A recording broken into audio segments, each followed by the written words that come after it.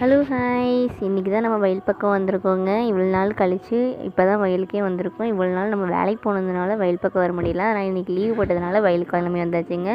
வயலுக்குள்ளே வரும்போதே தண்ணிலாம் ரொம்ப அதிகமாக இருந்துச்சு. இப்போது வாய்க்காலில் தண்ணி இல்லாத போயிட்டுங்க. என்னடா அப்படின்னு பார்த்தா நம்ம வெயில் அதிகமாக அடிக்கிறதுனால தண்ணி அவ்வளோதையும் உறிஞ்சிட்டு போல். அதனால் பக்கத்து வயலில் இருந்து நம்ம பம்பு செட் போட்டு அண்ணன் தண்ணி பாய்ச்சிட்டு இருந்தாங்க.